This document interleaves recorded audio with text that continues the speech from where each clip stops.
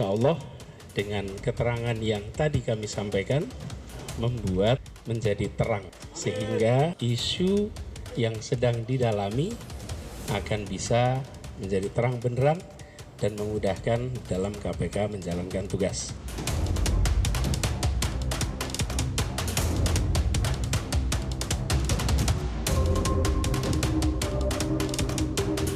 Ini aja kita udah habis berapa tahun belum selesai nih Pak. Jadi presiden yang datang saya biar tahu, kandidat presiden yang akan datang tuh kan saya kenal dua-dua. Saya bilang, kalian gini aja nggak usah pikir-pikir yang pintar-pintar yang lain-lain, ini aja bikin. Saya mencoba dalam keputusan itu pakai kriteria Pak, supaya predictable, yaitu tak bermasalah dan berani gitu. Berani, tak bermasalah. Karena kalau ada masalah, mudah sekali kesandung sekarang ini.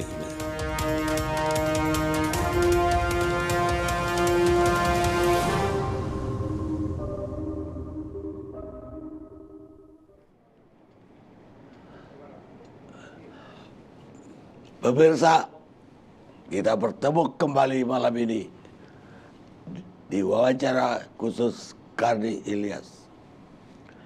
Malam ini saya mendapat tamu istimewa, salah seorang dari 3 calon presiden kita pada 2014 yang akan datang, yaitu Anies Baswedan. Sebenarnya saya punya planning untuk mewawancarai 3-tiganya secara bergiliran. Tapi masalahnya Pak Prabowo atau Mas Prabowo itu sampai hari ini kita masih tunda dan tertunda terus. Jadi saya udah ketemu dia di Kertanegara dan dia bersedia. Tapi cari waktunya ternyata beliau susah juga. Sehingga sampai hari ini belum dapat. Kalau Mas Ganjar Pranowo, calon kita yang lain, itu memang belum ada jawaban yang positif. Karena itu saya mendahulukan Mas Anies. Mas Anies, selamat malam. Selamat malam Bang Karni, terima kasih undangannya. Jadi malam ini saya tidak akan menggali lagi soal JIS lebih dalam. Oke. Atau Formula E. Oke. Karena semuanya udah mengatakan ya udah tergantung FIFA.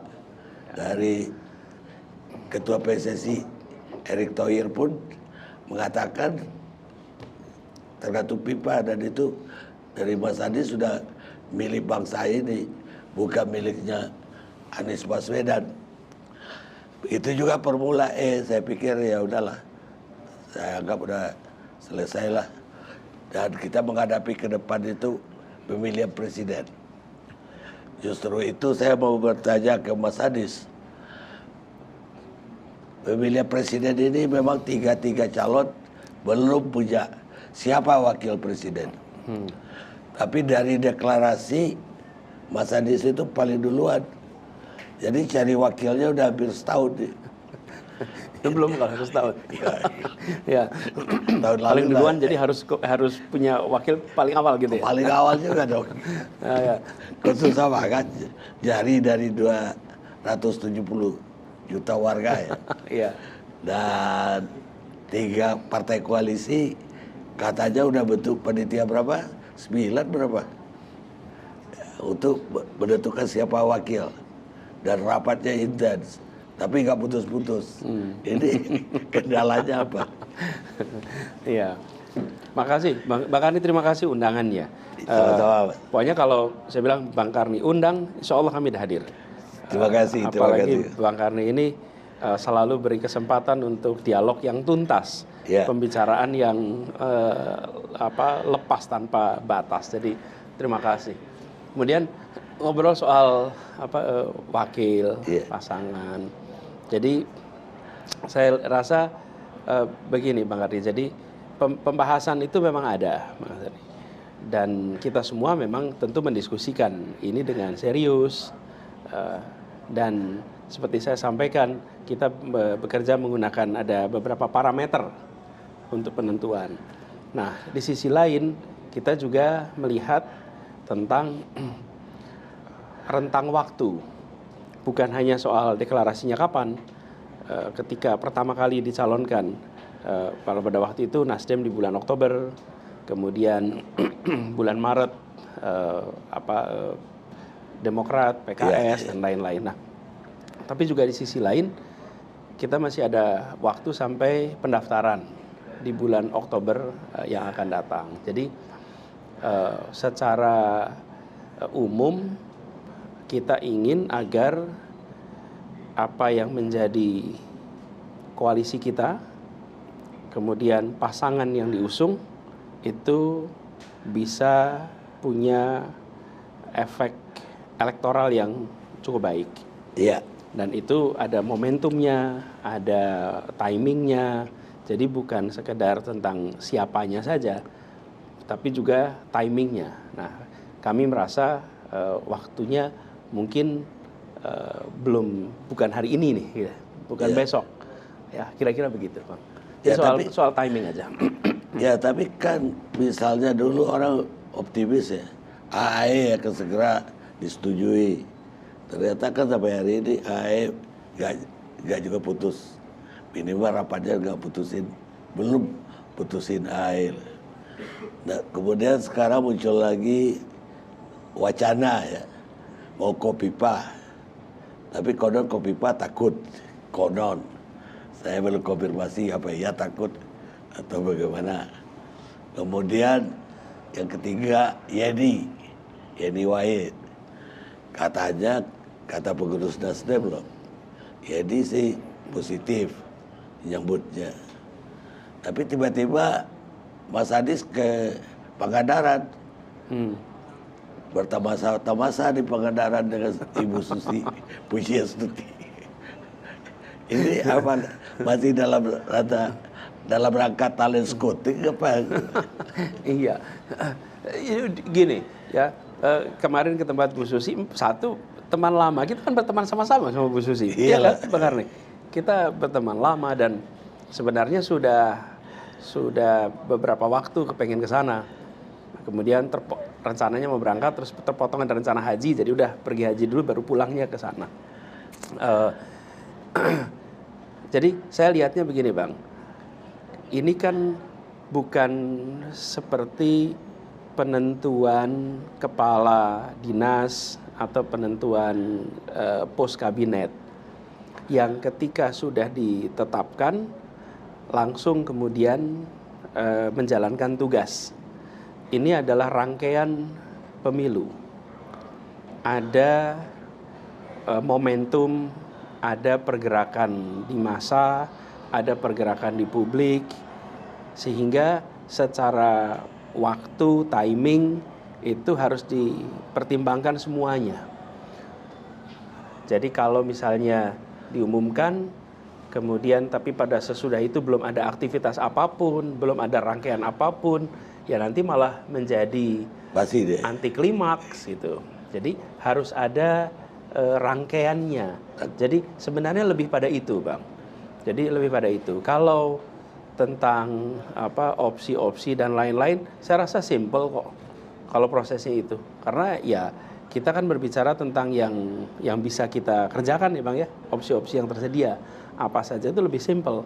Tapi ketika sampai kepada diumumkan, setelah diumumkan ya harus kemudian langsung siap A, B, C, D, F, G. Nah itu rangkaian itu yang harus dijadikan sebagai satu kesatuan.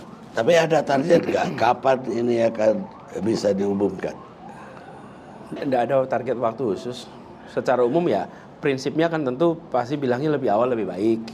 Supaya bisa ada kesempatan untuk berkampanye lebih luas, menjangkau lebih banyak gitu ya.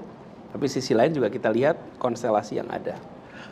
Sehubungan dengan calon wapres dari yang dilamar atau yang melamar, ini juga jadi sorotan publik. Karena ada yang mengira kemarin ini Ketua Umum Golkar Airlangga akan merapat ke Mas Anies dengan kemungkinan beliau bisa jadi kandidat, salah satu kandidat untuk wapres. Tapi akibatnya Golkar yang gonjang-ganjing.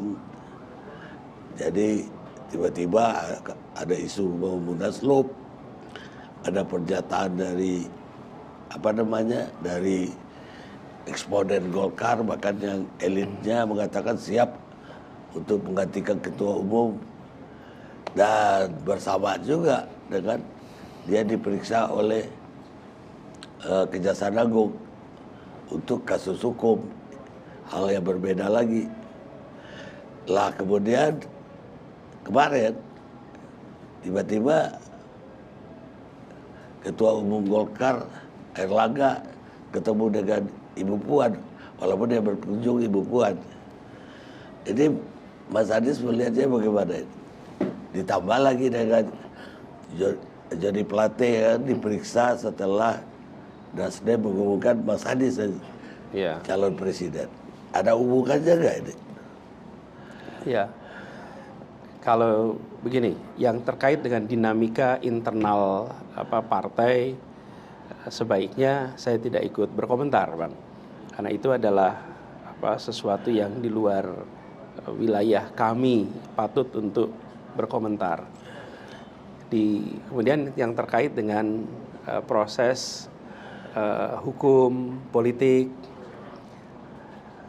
dalam perjalanannya, Bang, saya melihat demokrasi itu akan menjadi makin kuat apabila rule of law itu juga berjalan dengan baik. Penegakan hukum berjalan dengan baik, penghormatan kepada aturan, regulasi itu berjalan dengan baik. Nah, kami melihat itu harus dikerjakan dengan atau tanpa ada urusan politik di dalamnya.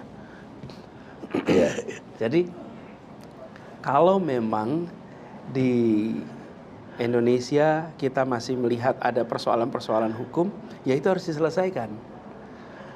Kalau ada pelanggaran, ya harus ditindak. Kalau ada SOP yang salah, ya dikoreksi. Tapi jangan itu dibiarkan yang kemudian menjadi alat politik di kemudian hari. Karena tujuan utama dari menegakkan hukum adalah menghadirkan rasa keadilan, bukan menegakkan hukum untuk tujuan-tujuan kekuasaan. Nah, jadi saya melihat, Bang, persoalan penegakan hukum, persoalan rule of law itu harus jadi perhatian kita. Nah, sekarang kita sering menyaksikan fenomena itu, lalu awam bisa mengambil kesimpulan, oh, bila langkah yang dilakukan itu tidak dikehendaki, maka terjadilah konsekuensi hukum.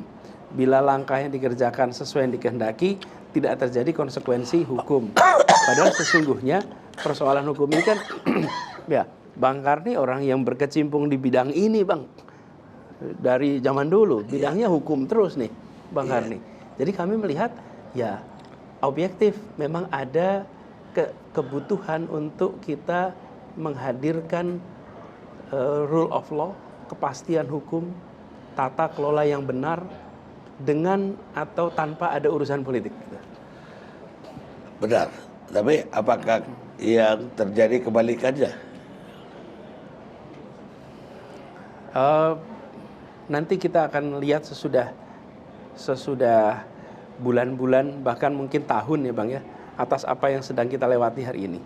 Karena pada saat ini antara fakta kemudian rumor itu masih berkelindan. Iya, berkelindan. Jadi kita tahu ini fakta atau ini rumor ya. Ini fakta. Itu perlu waktu.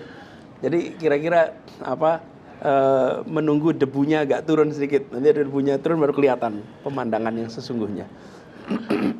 Baik, Mas. Tapi dari survei ya Mas Anies kan yang pertama mendeklarasikan mau jadi calon presiden atau partainya lah, partai Nasdem. Lah dari survei ternyata Mas Anies itu berbagai survei itu nomor 3 doang. Gak naik kelas itu dari nomor 3. Hanya kalau ada polling Twitter, nah itu paling atas, malah tinggi sekali. Bahkan angkanya itu kadang-kadang ini benar enggak ini 90% pilih Mas Anies misalnya. Dan ILC sendiri 3 kali bikin 4 malah. 3 kali Mas Anies 5 kali 4 kali menang. Iya, kayak gitu. Terakhir aja kalah tuh. Itu agak ajaib kalahnya. Ini Mas Anies masih optimis nggak? Atau Mas Anies nggak percaya itu hasil survei? Ya, begini. Terkait sama survei-survei, kami optimis dan kami juga cukup senang dengan apa yang kita lihat sekarang, Bang. Karena angka yang sesungguhnya yang kita butuhkan itu di bulan Februari besok, bukan sekarang. Iya, tentu. Ya, bukan sekarang, besok. Dan menjaga angka itu tinggi terus, Bang, itu tidak mudah sama sekali. Kenapa kami merasa bersyukur?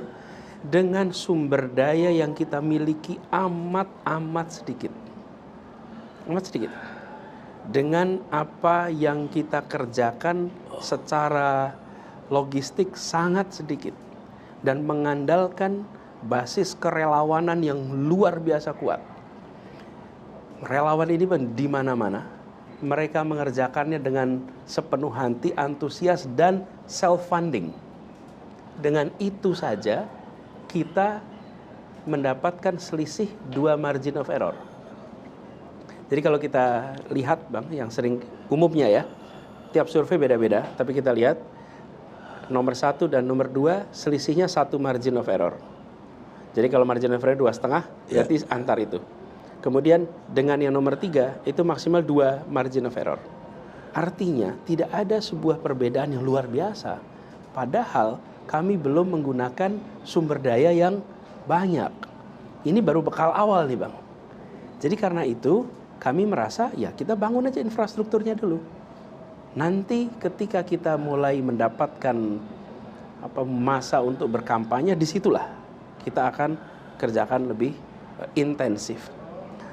Menjaga electability tinggi itu tidak mudah, membutuhkan sumber daya yang sangat besar. Karena itulah bagi kami sekarang fasenya pastikan bahwa gagasan mengenai keadilan itu kita wujudkan dalam semua aspek. Jaringan relawan dibangun secara luas.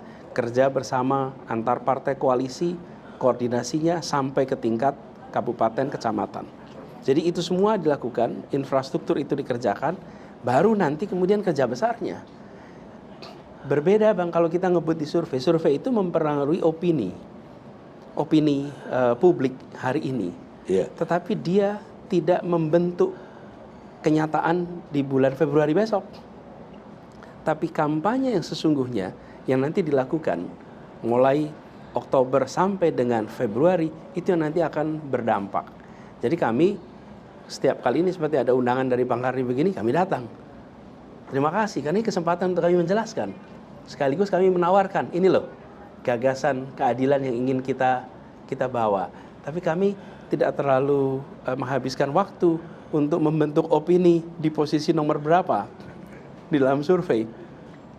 Dan dalam kenyataannya, Bang, ketika sudah jalan ke perjalanan nih, itu juga nggak diingat-ingat lagi kok, Bang. Survei bulan Maret kemarin, survei bulan Mei kemarin gitu. Malah udah gak ingat. Udah gak ingat. Kita semua akan fokusnya ke depan. Kami fokus di situ aja. Tapi kita pakai judul malam ini Anies Baswedan antara ujatan dan sanjungan.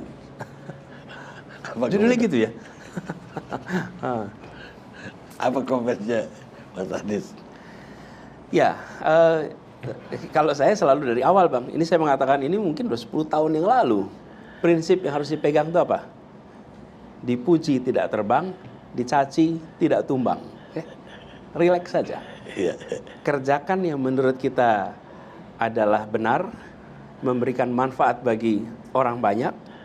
Adapun hari ini bisa dipuji, bisa ditentang, bisa dikritik, tapi bila manfaat itu dirasakan, ya publik juga nanti akan menilai. Nah, saya melihat Bang, di era sekarang ini dengan adanya sosial media yang sangat dominan, di situ ada kebebasan untuk berekspresi.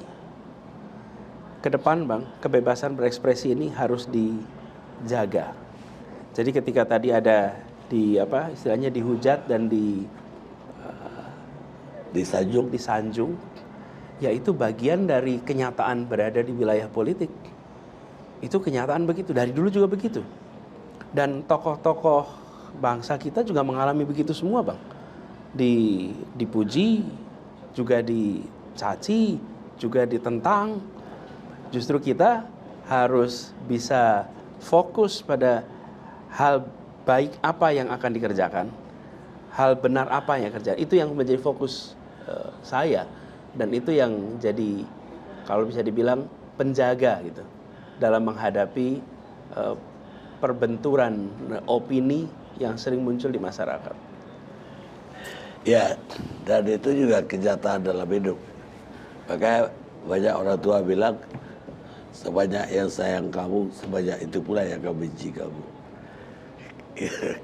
Itu kata-kata orang tua, Mas Adis.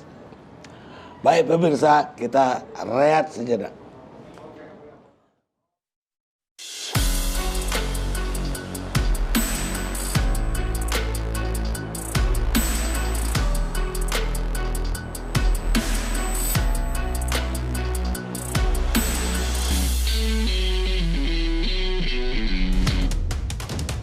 Insya Allah dengan keterangan yang tadi kami sampaikan membuat menjadi terang, sehingga isu yang sedang didalami akan bisa menjadi terang benderang dan memudahkan dalam KPK menjalankan tugas.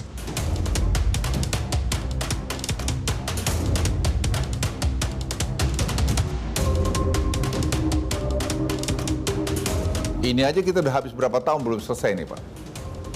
Jadi presiden yang datang saya biar tahu, kandidat presiden yang akan datang tuh kan saya kenal dua-dua. Saya bilang, kalian gini aja, nggak usah pikir-pikir yang pintar-pintar yang lain-lain, ini aja yang bikin. Saya mencoba dalam keputusan itu pakai kriteria Pak, supaya predictable, yaitu tak bermasalah dan berani gitu. Berani, tak bermasalah. Karena kalau ada masalah, mudah sekali kesandung sekarang ini.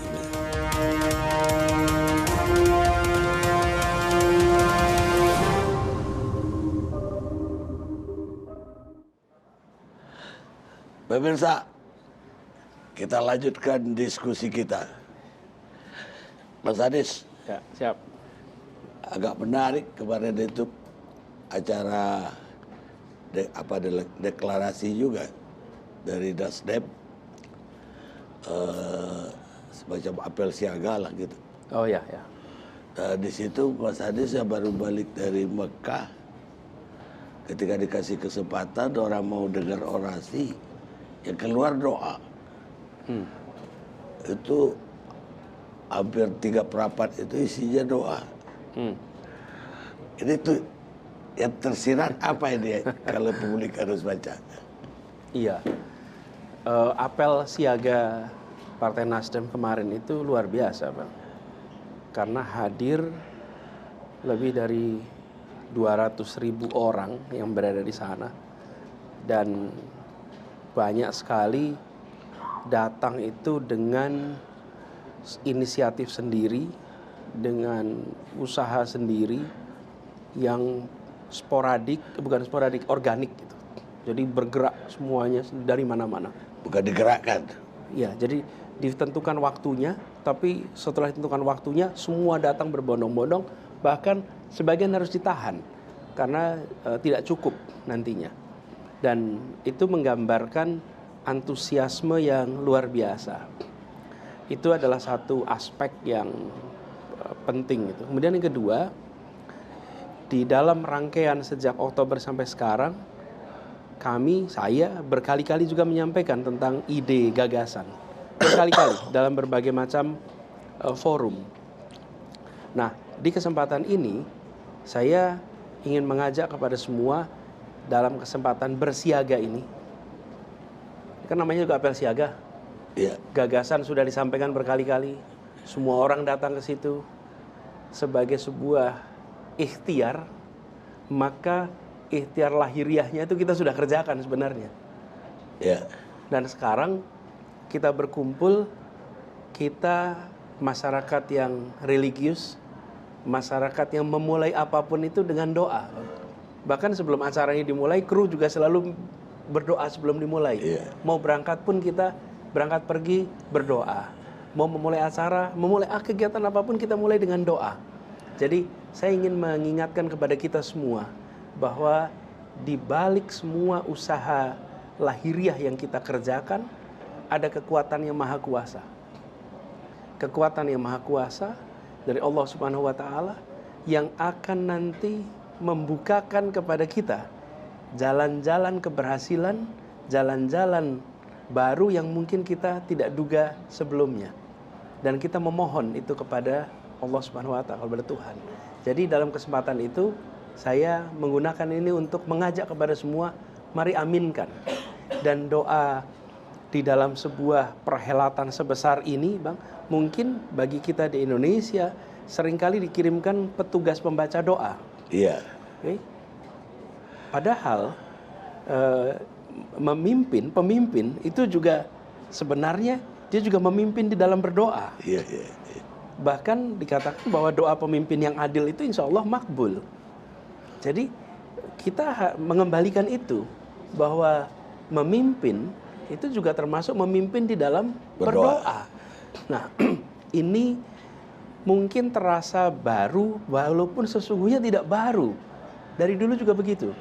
Dan di banyak negara juga pertemuan-pertemuan rakyat, pertemuan warga itu dengan narasi yang seperti doa. Mungkin Bang Karni ingat sebuah pidato yang sangat terkenal di Amerika Serikat oleh Martin Luther King. Iya. Dia seorang pendeta itu. Iya, betul. Martin Luther King. Dan pidatonya dikenal I Have a Dream. Itu isinya doa, Bang, di situ. Itu isinya pidatonya doa. Cuman kita kan tidak membaca lengkap ya. Iya, Kita hanya ambil kutipan-kutipan singkatnya. Nah, itu doa. Jadi kemarin saya mengajak kepada kita semua, mari berdoa, dan materinya, Bang, itu memang dipikirkan, Bang. Jadi bukan dadakan, langsung doa, tidak. Hal-hal yang diungkapkan adalah hal-hal yang menjadi sesuatu yang kita rasakan sebagai beban yang perlu diringankan. Biaya hidup yang perlu diringankan. Tekanan hutang. Kalau kita bicara hutang di ruangan seperti ini kan bicara hutang negara. Nah kalau di rumah tangga, hutang rumah. Dari mulai hutang dengan rentenir sampai hutang dengan pinjol. Itu kenyataan yang ada di masyarakat. Jadi kemarin saya mengajak kepada kita semua untuk melihat satu persatu persoalan-persoalan yang kita hadapi. Ini adalah hal-hal yang kita ingin selesaikan sama-sama. Ini hal-hal yang menjadi perhatian kita. Ini jelas akan menjadi agenda bila amanat itu diberikan. Tapi kita juga menyiapkan pesan bahwa ini adalah sesuatu yang di dalam mengusahakannya kita selalu memohon pertolongan dari Allah. Nah, inilah yang kita bawa sama-sama, dan saya rasa bukan hal yang bukan hal yang aneh bagi itu dikerjakan, hanya memang baru. Bayangkan 200.000 orang mengaminkan bersamaan, lalu jutaan yang berada di rumah-rumah ikut mengaminkan. Maka ini mengirimkan gelombang baru pada republik ini, bahwa kita semua, agamanya apapun, kita menyadari bahwa di balik ikhtiar kita, di situ ada kekuasaan yang maha kuasa, agama apapun. Dan itulah yang kemarin saya ingin mengingatkan kepada saya dan kita semua. Dan mudah-mudahan dengan cara seperti itu, maka kita tersadarkan juga bahwa kombinasi itu harus dikerjakan.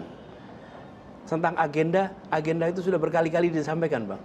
Dan forum akan ada banyak lagi tuh, Bang, untuk menyampaikan tentang agenda. Tapi kesempatan untuk berdoa secara kolosal, ini adalah kesempatan yang luar biasa. Ya, satu yang baru dan berbeda dengan yang biasa terjadi lah. Tapi bagaimana dengan orang yang tetap aja menganggap Mas Adis itu lebih ke politik identitas? Apalagi dengan mendahulukan doa dibanding orasi itu.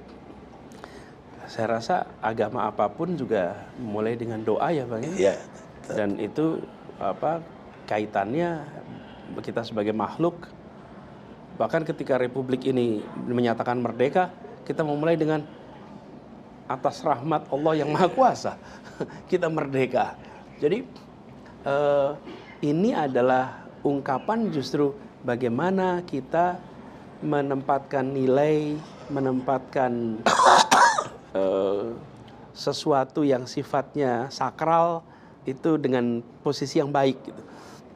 Adapun terkait dengan yang dibicarakan Bang, yang didoakan itu semua umat Bang, yang terlibat dengan biaya hidup tinggi semuanya, yang terkena dengan urusan pinjol semua, pekerja migran yang kita doakan itu semua, anak perempuan yang mengalami ujian yang luar biasa besar itu semua.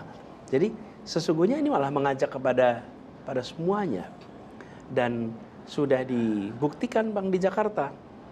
Ketika saya bertugas di kota ini, saya bertugas sebagai gubernur, saya menyiapkan langkah-langkah yang secara serius menjangkau semua, memberikan kesetaraan pada semua, memberikan perasaan nyaman kepada semua, dan tidak menjadi gubernur yang menciptakan konflik antar kelompok, tidak menjadi gubernur yang memancing friksi antar kelompok, tidak menjadi gubernur yang membuat suasana tegang.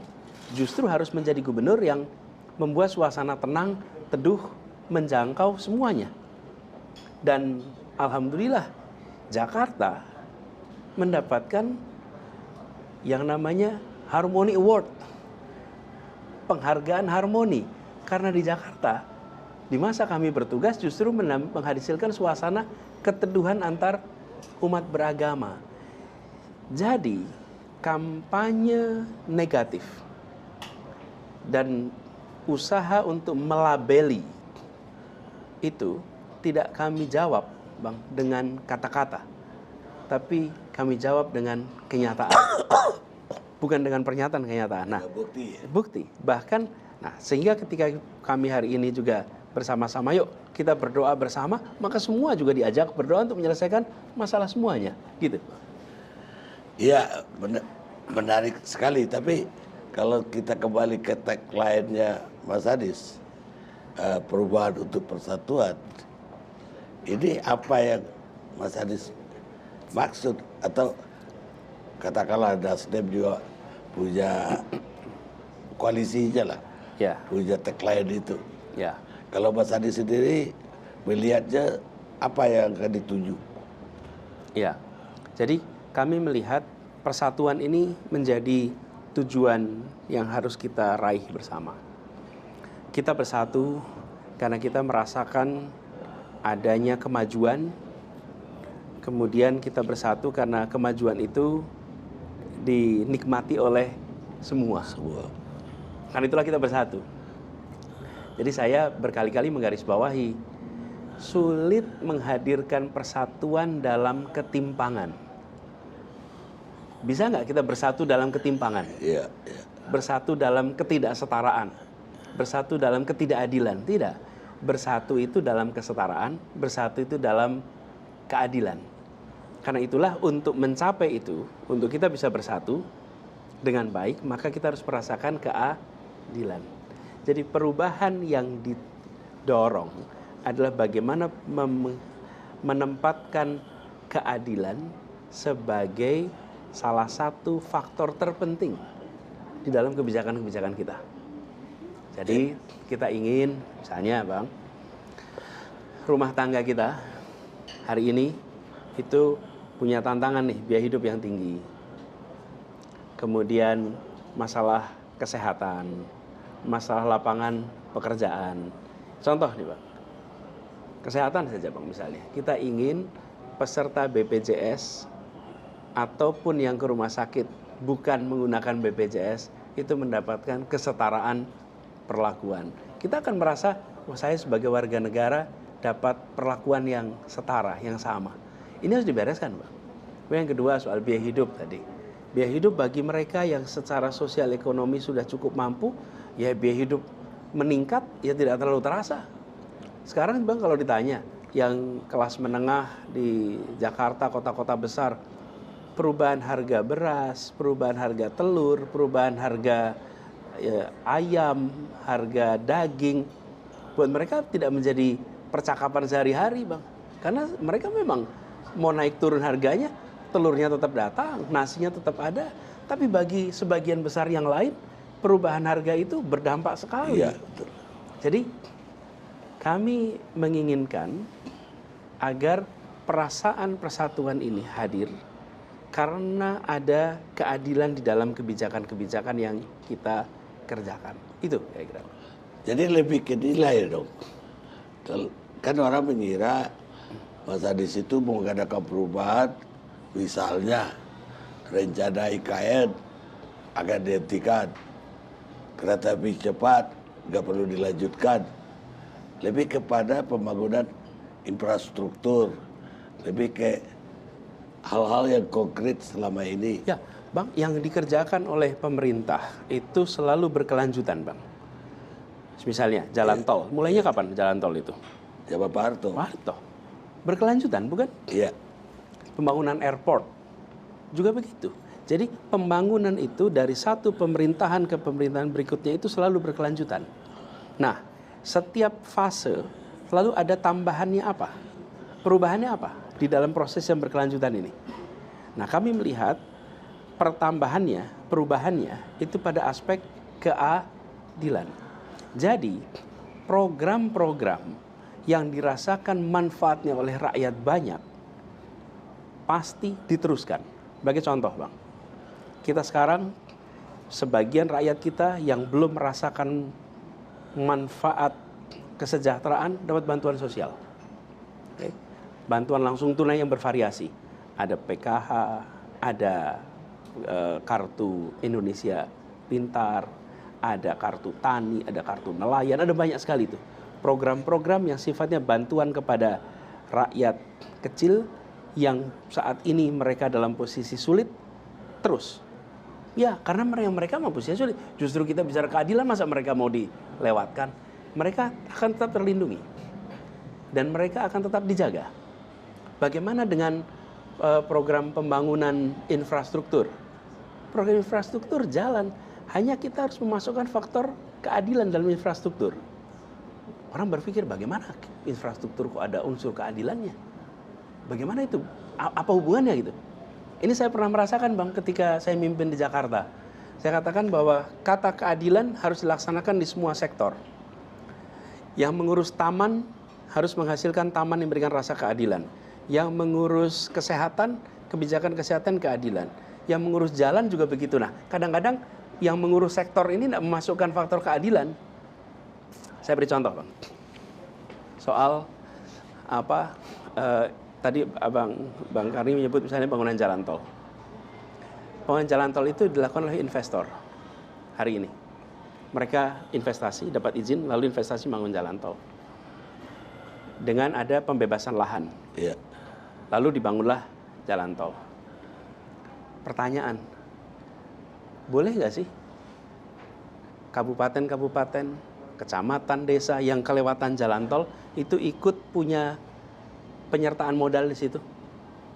Kalau tanahnya tidak diakuisisi, tapi tanahnya dimasukkan sebagai penyertaan modal, boleh sehingga gak? Desa itu memiliki share di dalam jalan tol yang panjang ini. Sehingga ketika jalan tol ini menghasilkan keuntungan, maka keuntungan dari jalan tol itu bukan hanya datang ke Jakarta bagi para investor atau internasional yang invest, tapi juga rakyat sepanjang jalan tol yang ratusan kilometer itu, mereka semua bisa mendapatkan faedahnya. Dan ketika kemudian ada dividen tahunannya bukan hanya berujung di kantor-kantor di Jakarta dan rumah-rumah di Jakarta, tapi biarkan dividen itu dirasakan juga oleh rakyat-rakyat yang ada di sepanjang jalan itu. Contoh nih, jadi bagaimana kebijakan tentang pembangunan itu dirasakan manfaatnya juga oleh mereka yang berada di kawasan-kawasan itu.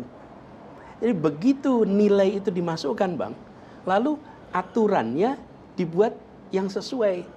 Teknisnya harus dibuat. Bagaimana aturannya sehingga, misalnya, kan kalau bikin jalan tol sebutlah pembebasan lahan 80 meter lebarnya. Panjangnya sekian ratus kilometer. Itu lahan itu semua, Bang, kalau itu dihitung sebagai penyertaan modal dari rakyat, dan hasilnya dirasakan oleh rakyat di daerah situ, maka mereka tidak hanya menjadi penonton atas kendaraan-kendaraan yang lewat di depan kampungnya, yang mereka sendiri belum tentu pernah naik tol itu. Tapi mereka akan merasakan kampung kami itu ini bisa dibangun. Kenapa? Karena kami dapat 0,00 sekian persen dari manfaat ini yang kita rasakan. Yang kedua, contoh nih jalan tol aja deh. Rest area. Milik siapa, Bang, rest area itu? Coba milik siapa, Bang? Itu rest area itu, Bang, luar biasa. Orang kalau jalan tol nggak bisa pilih warung, Bang. Hanya ke rest area. Yang punya siapa? Orang Jakarta semua, Bang. Dan yang punya warung di kampung-kampung itu Apa mati. susahnya rest area itu dimiliki oleh koperasi-koperasi di kampung itu, di desa itu, di kabupaten itu, di kecamatan itu. Sehingga mereka mendapatkan manfaat dari jalan tol ini. Jadi jalan tol ini bukan hanya sekedar orang-orang Jakarta yang punya kesempatan, yang dekat dengan pengambil keputusan, mereka tahu di mana letaknya jalan rest area. Di situ mereka beli tanah. Kemudian habis itu ribuan mobil akan mampir di tempat itu tiap minggu, Bang. Rakyat di sana menonton saja, dan yang pemilik tanah di situ hanya bisa menyesal, sayang sekali ya, dulu tanahnya saya jual, saya nggak tahu itu bakal jadi rest area. Karena kita tidak memasukkan unsur keadilan, Bang, di dalam menyusun kebijakan. Kalau ini dimasukkan, apa yang terjadi? Perintah kepada yang membangun jalan tol, semua rest area, maka itu dibuat sehingga menjadi milik lokal. Faedahnya dirasakan oleh lokal. Kemudian produksi-produksi lokal silakan masuk di situ. Manajemennya barangkali memang harus dari Jakarta. Perusahaan-perusahaan yang ngelola rest areanya. Tetapi manfaatnya, keuntungannya, kepemilikannya jangan lepas semua dari mereka yang tinggal di kampung-kampung itu. Nah, ini, Bang, yang kami maksud. Ini akan membuat kita merasa punya perasaan persatuan. Saya punya kesempatan yang sama dengan pembangunan jalan tol ini. Jadi bukan jalan tolnya yang dihentikan. Jalan tolnya terus, sebagaimana dimulai ketika Pak Harto dulu memulai jalan tol dengan Jagorawi. Berkelanjutan. Dan di setiap fase ada penambahannya. Nah, kami melihat ke depan, penambahannya itu dengan memasukkan unsur pemerataannya, unsur keadilannya. Tidak menghambat. Bahkan barangkali, Bang, barangkali yang melindungi jalan tol itu, yang merawat jalan tol itu adalah kita semua. Karena semua yang berada di tepi itu juga merasa, ini bagaimanapun juga saya ikut memiliki tempat ini. Dan dapat keuntungan lah. Dan dapat keuntungan. Baik pemirsa, kita rehat dulu sejenak.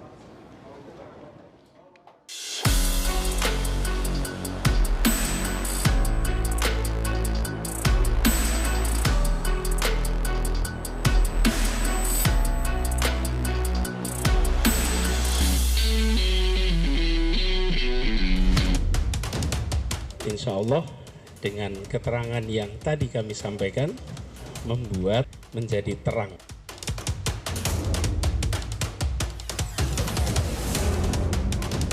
Saya mencoba dalam keputusan itu pakai kriteria, Pak, supaya predictable, yaitu tak bermasalah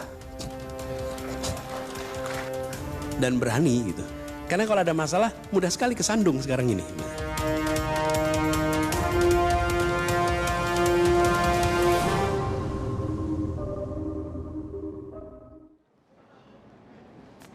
Pemirsa, kita lanjutkan diskusi kita. Tadi kita udah masuk ke soal perubahan. Selama ini orang khawatir kalau yang dimaksud Mas Adis itu perubahan itu menghentikan misalnya rencana IKN, menyetop kereta api cepat yang dari Jakarta Bandung. Kalau udah sampai Jakarta Bandung, ya udah sampai Jakarta Bandung, tidak lanjut lagi ke Surabaya. Ternyata Mas Anies lebih kepada nilai-nilai yang mau diubah itu. Sehingga semula orang mau mengatakan apa aja yang mau dirubah. Masa semua mau dirubah, orang udah bangun bagus-bagus. Itu loh tanggapan minimal inti dari Pak LBP, apa yang mau dirubah. Ya, dan kalau bicara itu Bang, saya malah mau gunakan Jakarta sebagai contoh Bang. Bicara besok itu kan soal akan ya, akan ini, begitu kan? Yeah. Yang mengatakan berubah bukti, yang mau menentang juga nggak berubah bukti, mau sama-sama besok, sama-sama belum ada. Betul nggak Bang? Kemarin aja lah, di Jakarta ini, ada berderet gubernur Bang. Pak Sutioso, dilanjutkan Pak Fauzi Bowo, Yeah. dilanjutkan Pak Jokowi, Ya, dilanjutkan Pak Basuki, Pak Jarod, lalu saya. ya. Ya. Kita ambil dari Pak Jokowi saja dah. Apa yang beliau kerjakan di sini yang terkait dengan kampung-kampung misalnya, itu kan terkait dengan rakyat kebanyakan tuh. Ya. Orientasinya adalah bagaimana membuat kampung-kampung itu sehat, baik, tidak kemudian kumuh, tapi juga tidak dihilangkan. Sekarang boleh dilihat di antara gubernur yang menggantikan, mana yang paling sama dengan yang dikerjakan oleh Pak Jokowi? Kampung-kampung itu, Pak, di era Pak Jokowi terfasilitasi, terlindungi. Sesudahnya malah mereka menghadapi kekhawatiran yang terus-menerus. Kemudian ketika kami bertugas, kami beresin lagi tuh kampung-kampung itu. Jadi saya ingin menyampaikan kepada semua bahwa ketika ada pergantian fase kepemimpinan, selalu akan ada yang disebut sebagai keberlanjutan dan perubahan. Tidak mungkin hanya keberlanjutan saja, tidak mungkin hanya perubahan saja, tidak mungkin. Dan yang baik dan bermanfaat pasti diteruskan. Pasti diteruskan. Kalau tidak diteruskan malah muncul masalah nanti Bang. Malah muncul masalah. Justru itu harus diteruskan. Jadi saya melihat ke depan itu yang dirasakan manfaat oleh masyarakat banyak akan diteruskan. Dipastikan bahwa unsur tadi keadilan, Pak. Lalu ada satu aspek juga, Pak, mengenai kita ingin agar manajemen tata kelola itu disiapkan dengan terus-menerus diperbaiki. Tata kelola, perencanaan dimatangkan, feasibility studies dituntaskan, sehingga program pemerintah itu ketika dilaksanakan dia memiliki dasar yang kuat agar uang rakyat yang dipakai untuk menjalankan proyek-proyek ini, baik uang rakyat yang langsung dipakai atau uang rakyat yang dipakai untuk membayar hutangnya, karena kita belum ada dananya maka kita pinjam dulu, nanti pakai uang rakyat juga itu dialokasikan secara baik, benar, karena ada studi kelayakan yang benar. Jadi kami melihat ke depan itu perlu kita pastikan bahwa studi kelayakan itu memang tuntas, menjadi dasar, sehingga program itu akan dengan sendirinya berjalan jangka panjang. Gitu Bang Kari. Ya, artinya tidak hanya sekedar perubahan, tapi juga berkelanjutan. Iya. Kompromi dua-dua. Betul Bang. Jadi gini, kita ini seringkali kalau dengar itu punya kesimpulan sendiri-sendiri Bang. Iya. Minimal 4 Bang. Dari yang ada sekarang apa yang ditingkatkan, dari yang ada sekarang apa yang dikoreksi, dari yang ada sekarang apa yang tidak diteruskan, dari yang ada sekarang apa yang harus ditambahkan. 4 Bang. Tapi kadang-kadang kita hanya bicaranya 1 aja, apa yang tidak diteruskan. Padahal ada yang ditingkatkan, ada yang dikoreksi, dan itu adalah bagian dari hidup kita. Tidak mungkin dalam hidup kita itu hanya ditingkatkan saja, hanya dikoreksi saja. Tidak, selalu 4 ini. Apa yang kita tingkatkan hari ini, apa yang kita koreksi, apa yang jangan dilakukan lagi, apa yang harus kita kerjakan. Dan sebagai bangsa harus begitu. Jadi kalau kita hanya 1, hanya meneruskan saja, hanya tingkatkan saja, sebentar, kan juga ada hal-hal yang harus kita perbaiki, bukan? Dan kita jangan juga hanya menghentikan saja. Loh, bukankah ada hal-hal baru yang harus kita kerjakan? Jadi kami melihat Bang, Kenapa narasinya adalah untuk persatuan? Karena kita ingin pembangunan yang kita kerjakan membuat kita bersatu, membuat kita merasakan kebersamaan, majunya sama-sama, mendapatkan kesejahteraannya juga sama-sama. Ketika lihat angka pertumbuhan ekonomi yang tinggi itu, maka rumah tangga juga bilang, iya saya juga merasakan. Jangan sampai pertumbuhan ekonomi angka kita tinggi, tapi keluarga bilang, loh kok kami di rumah nggak bisa merasakan itu ya? Jadi itulah yang kami maksud dengan kenapa persatuan itu menjadi penting. Supaya apa yang kita kerjakan itu dirasakan oleh semuanya. Baik, sekarang kita kan bicara tadi itu lebih banyak apa aja ya, fokus kita itu ke perkotaan ya. Untuk desa, apa konsepnya Mas Adis? Ya, begini, penduduk di desa hari ini kalah dengan penduduk kota. Jauh. Di kota 57%, di desa 43%. Tahun 60 Bang, 85% penduduk kita itu di desa. Karena makmur. Ya, tahun 60. Iya. 85%. Sekarang sudah tinggal 43%. Jadi sudah hilang separuh. Nah, desa kita itu harus bisa menjadi satu pusat kegiatan perawatan pengembangan kebudayaan desa kita. Yang kedua, dia menjadi tempat untuk lingkungan hidup yang sehat, sumber untuk mempertahankan kondisi alam kita yang baik.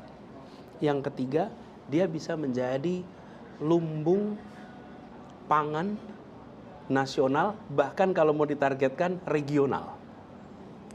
Lalu yang keempat, dia tempat memunculkan kearifan-kearifan lokal. Jadi desa itu tidak ditempatkan sekedar tempat kegiatan perekonomian saja. Desa itu lebih luas daripada itu. Nah, sekarang peran penting kepala desa harus didukung.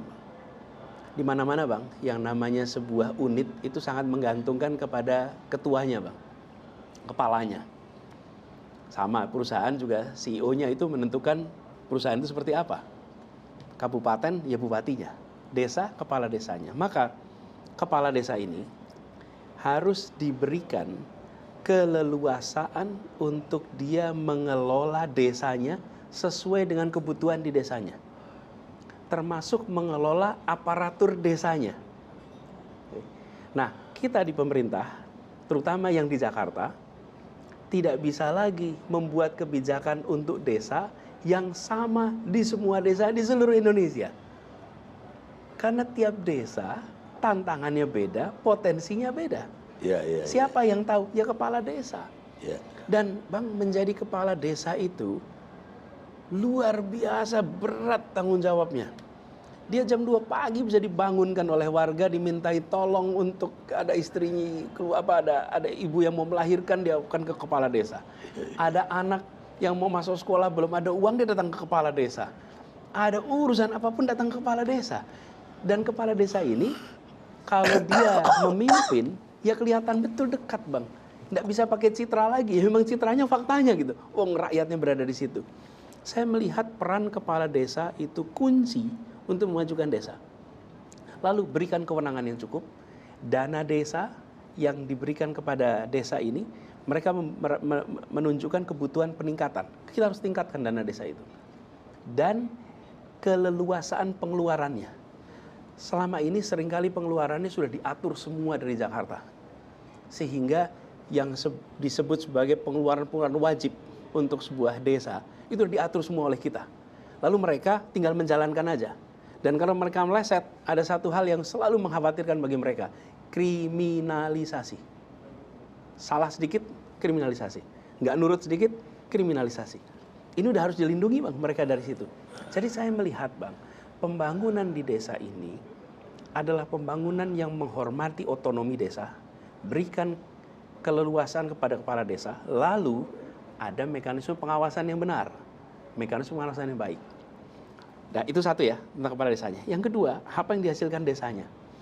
Kepala desa ini bisa ikut, harus diberikan kewenangan di dalam mengatur mengenai kebutuhan misalnya desa produksi pangan, maka soal pupuk, kemudian terkait dengan hasil pertanian, hasil perkebunan, kepala desa dan perangkatnya itu perlu diberikan keleluasaan untuk bisa ikut membantu itu semua. Hari ini kepala desa tidak bisa melakukan itu semua. Dan ini yang harus diberikan. Jadi saya melihat bila kepala desa bisa mengelola sumber daya dengan baik, itu akan membuat desa berubah. Lalu khusus terkait dengan desa ini, itu bagaimana badan usaha milik desa, BUMDes atau KUD, itu dihidupkan dalam arti yang sesungguhnya. Supaya produk para petani, peternak, atau yang bekerja di perkebunan, hasilnya bisa diambil oleh BUMDes atau diambil oleh KUD, lalu oleh mereka diambil ke perkotaan. Ini harus tumbuh, Bang. Tapi kalau ini tidak ada, maka hidup di situ berbagai macam tengkulak. Mereka lah yang akan datang ke petani, mereka datang ke peternak, mereka datang ke yang berkebun, mereka yang mengambil produknya. Kenapa? Karena badan usaha milik desa atau KUD tidak menjadi tempat yang menyerap dan tempat yang menyalurkan. Jadi itu. Lalu yang tidak kalah penting nih Bang, desa adalah kota. Bagaimanapun juga kota adalah penggerak perekonomian. Kota-kota di Indonesia bisa menjadi mesin yang menggerakkan perekonomian ke desa-desa, Bang. Nah, hari ini ketersambungan antara kota dan desa ini belum terjadi dengan baik. Kami pernah melakukannya, Bang, di Jakarta. Sebagai contoh nih, Bang. Kami di Jakarta ini kan 99% pangan dari luar Jakarta, bukan? Iyalah. Kita nggak ada sawah di sini. Iya. Apapun lah yang kita ada di meja itu semuanya dari desa. Apa yang dikerjakan oleh pemerintah kota Jakarta? Kita langsung membangun kerjasama dengan Gapoktan, gabungan kelompok tani. Membuat kontrak dengan mereka. Memberi produk mereka selama 5 tahun misalnya. Itu kita akan lakukan. Ada dengan Cilacap, Sragen, dengan Sumatera Barat, dengan Sulawesi Selatan, banyak tempat itu. Dengan cara seperti itu, kota menyerap produk mereka lewat badan usahanya atau lewat koperasinya. Dan mereka pun punya pasar. Nah, ini bisa kita lakukan di kota-kota di seluruh Indonesia. Tidak hanya Jakarta. Dan itu artinya badan-badan usaha, baik milik pemerintah ataupun swasta, di kota-kota ini memainkan peran untuk menjadi penggerak perekonomian di desa dan punya hubungan langsung dengan desa. Dan dari pengalaman kami, kepala-kepala desa itu sangat instrumental. Jadi saya melihat, Bang, ini ya, kepala desanya dikuatkan, anggaran desanya, dana desanya ditingkatkan, kewenangannya bagi kepala desa itu diperluas, dibuat fleksibel. Mereka tentu harus ada mekanisme pengawasan dan mereka diberikan kesempatan untuk memainkan peran yang lebih besar di dalam menggerakkan perekonomian bersambung dengan kota. Baik, kita rehat dulu sejenak pemirsa.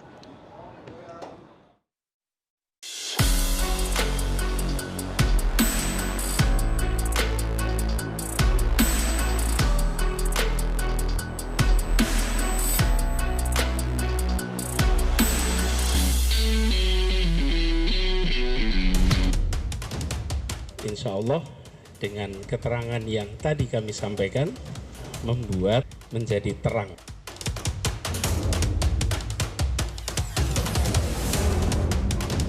Saya mencoba dalam keputusan itu pakai kriteria, Pak, supaya predictable, yaitu tak bermasalah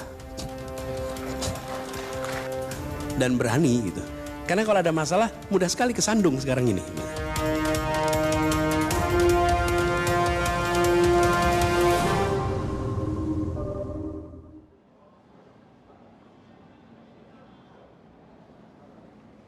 Pemirsa, kita lanjutkan diskusi kita. Pak Sadis itu kan pernah menjadi Menteri Pendidikan lah. Ya. Dan maka waktu itu punya planning, berapa kali kita ketemu, planningnya itu, ya bagi saya waktu itu bagus-bagus. Sayangnya kepotong dengan diresapel. Ya. Lah, sekarang punya ide apa Mas Adis terhadap dunia pendidikan kita kalau terpilih jadi presiden. Jadi Bang, aset terbesar bangsa ini itu bukan mineral, gas, minyak, hutan, laut, tapi manusia. Manusia Indonesia adalah kekayaan terbesar kita. Nah, ini harus menjadi manfaat yang besar bagi kita semua.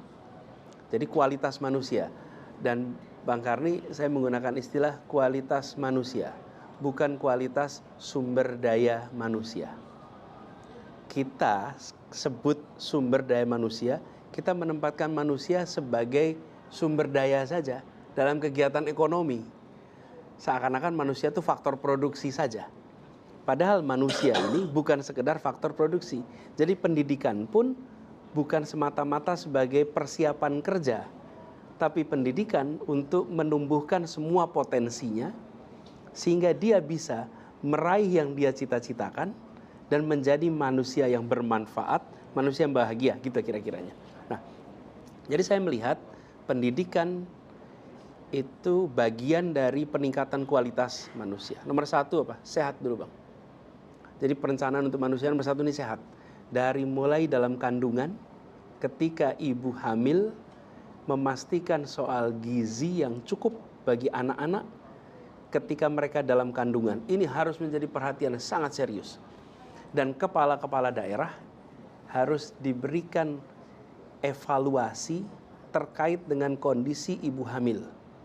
Pemerintah pusat bukan hanya mengevaluasi tentang serapan anggaran, tapi pemerintah pusat harus mengevaluasi kondisi kesejahteraan dari mulai ibu hamil sampai ketika mereka melahirkan. Itu fase penting sekali. Kemudian yang kedua adalah jaminan bahwa mereka dapat nutrisi yang baik. Bekal itu, Bang, diperlukan sekali. Baru kita nanti bicara tentang pendidikannya. Apalah artinya kita bicara tentang pendidikan kalau bekal awalnya itu tidak baik. Jadi saya pernah menjadi kepala daerah, Bang. Kewenangan mengenai kesehatan, kewenangan mengenai pendidikan itu ada di daerah, Bang. Di pemerintah pusat itu memberikan garis kebijakan. Nah, karena itulah kenapa penting sekali ini jadi perhatian. Lalu soal pendidikannya, Bang. Pendidikan ini ada unsur sekolah, ada unsur rumah. Bagaimana orang tua mendapat bekal untuk bisa mendidik lebih baik. Dan negara perlu mainkan peran di situ. Karena orang tua adalah pendidik pertama, orang tua adalah pendidik terutama, tapi juga orang tua adalah pendidik yang paling tak tersiapkan. Karena itu harus diberikan bekal juga bagi orang tua. Yang kedua yang sekolah. Nah, ini yang sering jadi perhatian kita. Kalau kita bicara pendidikan langsung biasanya ngomong soal sekolah saja. Nah, sekolah ini nomor satu, Bang, memastikan ada jumlah bangku yang sesuai dengan jumlah anak.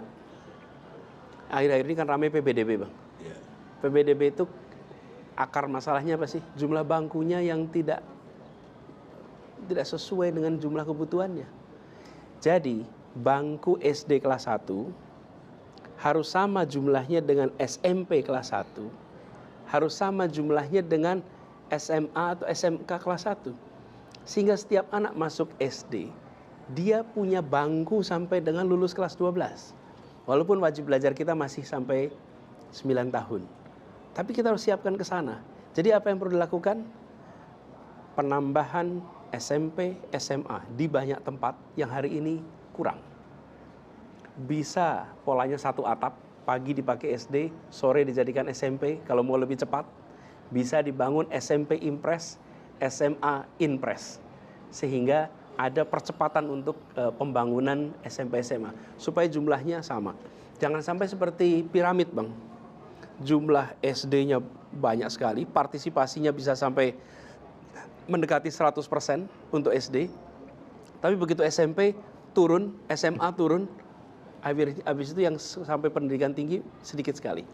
Jadi satu itu. Yang kedua, terkait dengan kegiatan belajar mengajarnya, kurikulum yang sudah ada, biar itu dijalankan. Kita tidak usah selalu gonta-ganti kurikulum, tapi fokus kepada peningkatan kualitas guru. Guru itulah kuncinya. Bang Karni, kalau tanya sama anak-anak, Bang Karni, sama kita aja lah, nggak usah anak-anak lah, kita aja. Kita suka sama mata pelajaran itu karena bukunya atau karena gurunya, Bang? Ya, guru. Gurunya. Jarang kita suka karena bukunya, Bang. Gurulah yang membuat kita menyukai sebuah mata pelajaran. Bila guru sejarah itu menyenangkan, jadilah kita suka pada pelajaran sejarah. Bila guru fisika itu menyenangkan, sukalah kita pada pelajaran fisika. Nah, kualitas guru ini penting sekali. Guru yang bisa mengajar dengan baik, tentu menguasai materinya. Dia bisa menyenangkan, bisa seperti teman, bisa menginspirasi. Bang, ini harus menjadi program fokus kita serius. Peningkatan kualitas guru kita. Bila ini kita kerjakan dengan serius, maka dampaknya akan luar biasa. Yang kedua, terkait dengan guru adalah kepemimpinan. Tadi kita ngomong desa, kata kuncinya di mana? Kepala desa. Ngomong perusahaan, kata kuncinya di mana? CEO. Sekolah, kata kuncinya di mana? Kepala sekolah. Begitu, ini studinya menunjukkan, begitu kepala sekolah itu memiliki kepemimpinan yang baik, semua faktor konstan, maka akan terjadi peningkatan 12% dari kinerja sekolahnya. Menunjukkan kunci sentral adalah pada kualitas kepemimpinan. Nah, kepala sekolah kita perlu mendapatkan bekal kepemimpinan terus-menerus, Bang. Bagaimana memimpin sebuah lembaga pendidikan di era yang perubahan seperti sekarang ini. Sehingga mereka bisa membangun sebuah institusi pendidikan yang baik. Jadi kepala sekolahnya. Nah, di balik itu semua, Bang, tadi sekolah, guru, kepala sekolah, kita harus menyelesaikan tanggung jawab negara kepada para pendidik yang hari ini mereka memiliki pendapatan yang pas-pasan sementara mereka bertugas sebagai pengajar. Apalagi kalau yang honorer. Itu dia. Guru-guru honorer. Guru-guru yang status kepegawaiannya itu belum jelas. Ini harus diselesaikan, Bang. Supaya mereka bisa fokus pada mendidik. Dan pendapatan yang mereka terima harus setara dengan kebutuhan hidup di tempat itu. Bang, kalau lihat Jakarta, ya alhamdulillah di Jakarta ini pendapatan guru yang bekerja untuk Pemprov sudah sangat cukup, layak. Tapi kita tahu masih banyak sekali guru yang pendapatannya terbatas. Yang kedua, statusnya juga tidak jelas. Selama ini tidak kita selesaikan, sulit mereka bisa fokus pada pendidikan yang baik. Nah, ini, Bang, mensyaratkan kita mengubah cara pandang kita terhadap pembiayaan. Kita tuh ada istilah ini, Bang, mandatory spending, Bang. Ya. Di dalam fiskal kita ini. Ya. Pendidikan itu bukan spending, pendidikan itu bukan pengeluaran, bukan biaya. Pendidikan itu investasi. Kalau kita membangun jalan tol, membangun bandara, membangun pelabuhan, kita pandang itu sebagai investasi. Karena itu kita mau hutang sebanyak-banyaknya. Karena ini adalah investasi infrastruktur. Kenapa kita tidak melihat pendidikan itu sebagai investasi? Keluarkan dana yang cukup. Kenapa? Ini investasi. Guru yang dapat kesejahteraan yang baik, sekolah yang fasilitasnya baik, kemudian buku-buku yang baik, sarana dan prasarana yang baik. Pandang itu sebagai investasi. Selama bangsa ini dan selama pemimpin-pemimpin di bangsa ini memandang pendidikan sebagai pengeluaran, maka pendidikan akan maju. Selama kita memandang seperti itu, kita harus mengubah menjadi sebuah investasi. Kalau investasi, kita akan mendapatkan hasilnya besok. Lalu ada yang menyebut begini, Bang, pendidikan itu mahal. Ya, pendidikan itu mahal. Tapi ketidakterdidikan itu jauh lebih mahal lagi, Bang. Ya, jadi kalau disebut education expensive, yes, education is expensive. But ignorance is more expensive. Ketidakterdidikan itu lebih mahal lagi. Jadi bangsa ini, lihatlah 5,6 juta anak yang lahir tiap tahun, itu sebagai wajah masa depan Indonesia.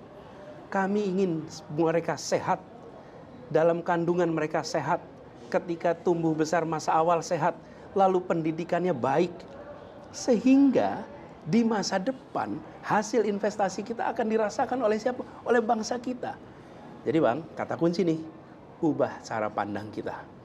Tidak melihat biaya-biaya yang dikeluarkan untuk pendidikan sebagai pengeluaran semata, tapi sebagai investasi. Itu kata kunci. Baik, kita rehat dulu sejenak pemirsa.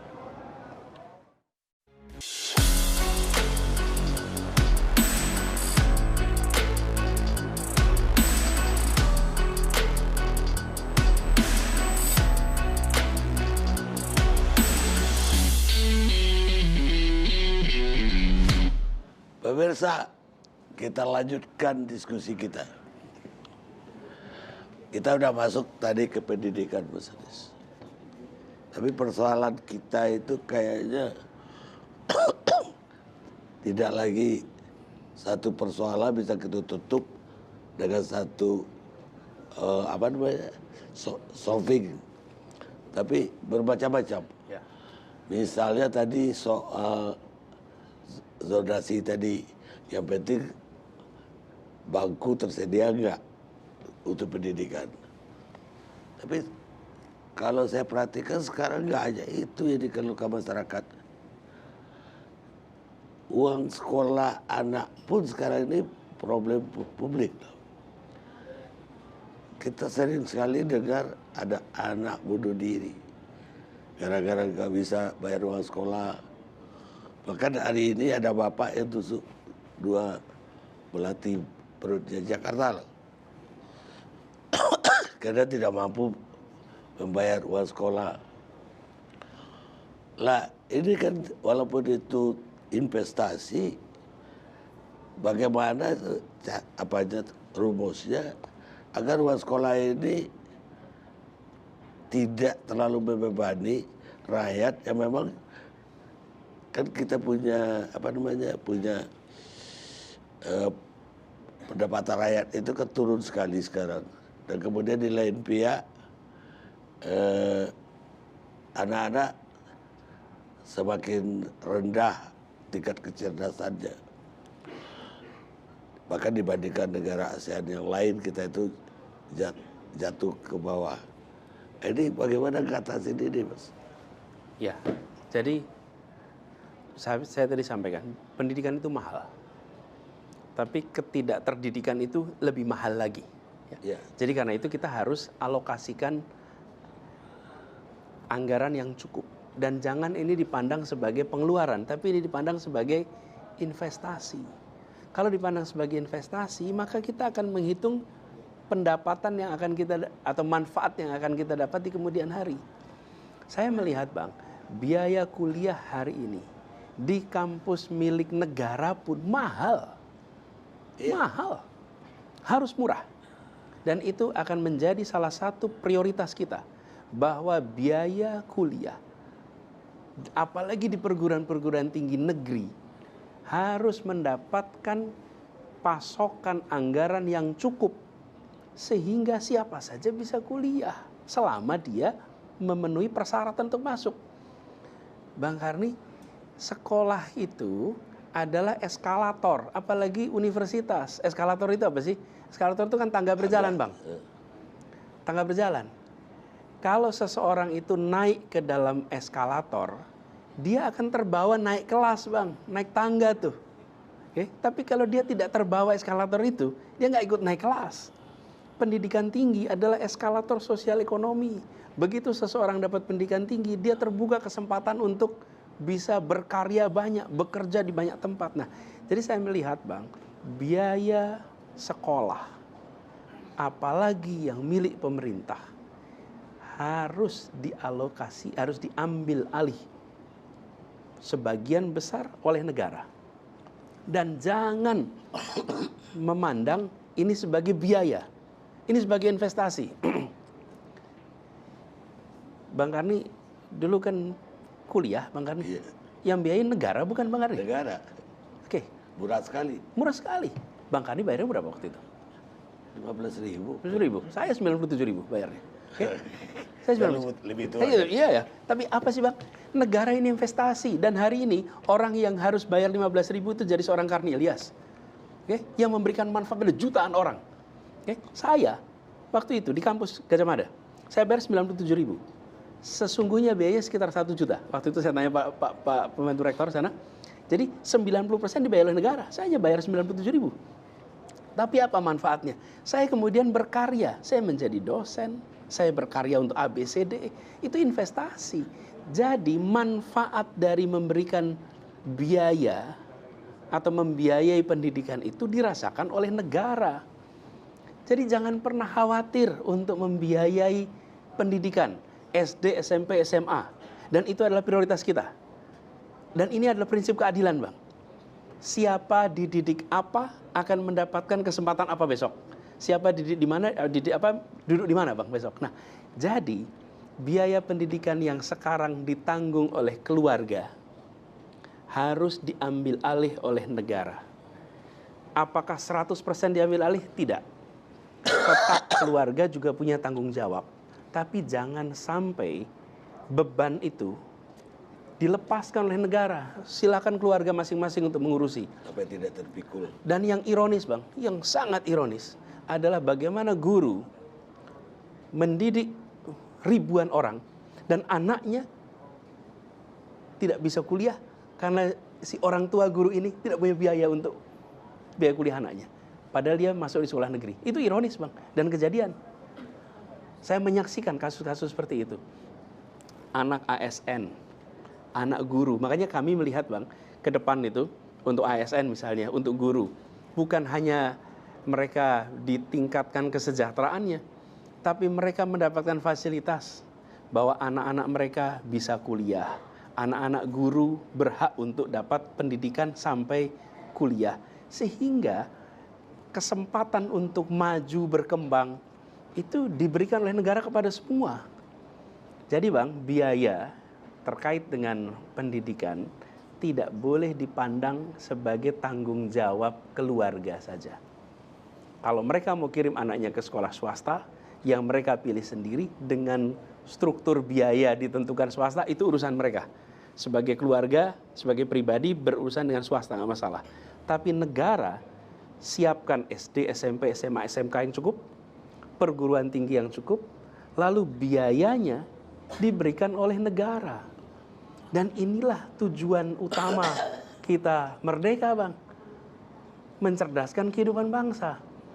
Nanti mereka yang hari ini kita berikan kesempatan sekolah, kesempatan belajar, mereka akan menjadi pribadi-pribadi yang memberikan manfaat bagi negara di masa yang akan datang. Prinsip untuk mengambil alih sebagian besar biaya oleh negara ini penting sekali. Kalau tidak, Bang, yang terjadi adalah industrialisasi pendidikan, komersialisasi pendidikan, yang efeknya hanya mereka yang memiliki kekuatan ekonomi yang bisa mengirimkan anaknya sekolah. Padahal yang hari ini punya kekuatan ekonomi adalah orang-orang yang dulu dinaik kelaskan oleh negara. Karena mereka juga bukan siapa-siapa. Pada saat Republik ini merdeka, Bang, 95% penduduk negeri ini buta huruf, Bang. 95%. Lalu gantian tuh orang tua kita sekolah, anaknya sekolah, karena negara menyediakan SD, SMP, SMA, dan perguruan tinggi yang biayanya diambil alih oleh negara. Iya. Ketika kita sudah memiliki kelas menengah, pelan-pelan sama negara biaya itu dikembalikan menjadi tanggung jawab keluarga. Ya, bagi mereka yang sudah kelas menengah, ketika biaya itu diserahkan, mereka sanggup. Lah, bagi mereka yang belum jadi kelas menengah, ketika ini dikembalikan jadi tanggung jawab keluarga, siapa yang sanggup? Negara harus menuntaskan tanggung jawabnya untuk memberikan kesempatan yang setara kepada semua untuk naik kelas lewat pendidikan. Dan itu artinya negara harus mau investasi. Bukan hanya negara mengeluarkan biaya, tapi investasi. Yang nanti dirasakan manfaatnya di masa yang akan datang. Ya, penutup, Bos. semua ide tadi itu bisa terlaksana kalau Mas Hadis terpilih kan. Lah sekarang untuk cari wakilnya aja susahnya setengah mati. Tambah lagi Mas Hadis juga kasih syarat lagi. Orangnya harus tidak bermasalah. Kemudian kedua harus berani. Ini maksud tambah kriteria ini apa? Sebenarnya kalau disebut apa penentuan memang belum waktunya, Bang. Lain kalau deadline-nya hari ini dan hari ini belum diputuskan. Nah, itu baru bermasalah itu. Deadline-nya masih Oktober gitu kan. Jadi kita masih ada waktu. Dan saya merasa ke depan pemberantasan korupsi, pencegahan korupsi, penegakan aturan main yang benar itu penting sekali. Karena itulah mengapa langkah untuk mencari pasangan, mencari tim yang tak bermasalah, yang punya ide, gagasan, rekam jejak yang baik itu jadi penting. Dan ini kan keinginan kita semua, bukan? Kita kan ingin agar di Republik ini mereka-mereka yang diberikan amanat adalah mereka-mereka yang tak bermasalah, bukan? Artinya sebetulnya kriteria itu kriteria yang normal gitu, Bang. Bahkan saya ingat di 2014, Bang, ketika Pak Jokowi membentuk kabinet, semua namanya dikirimkan ke KPK, Bang. Termasuk nama saya waktu itu dikirimkan semuanya. Diminta KPK untuk memberikan pandangan atas nama-nama yang dikirimkan menjadi anggota kabinet. Bukankah itu baik, Bang? Bukankah itu contoh yang harus diteruskan, Bang? Jadi menurut saya apa yang saya katakan tentang tak bermasalah itu bukan sesuatu yang aneh. Justru itu sesuatu yang normal. Dan ke depan rasanya kita harus ke sana gitu. Baik. Semoga Mas Hadis betul-betul tercapai cita-citanya. Dan juga mendapat wakil yang sepantar dengan beliau. Kita ketemu di Karni Ilyas, wawancara eksklusif Karni Ilyas yang akan datang.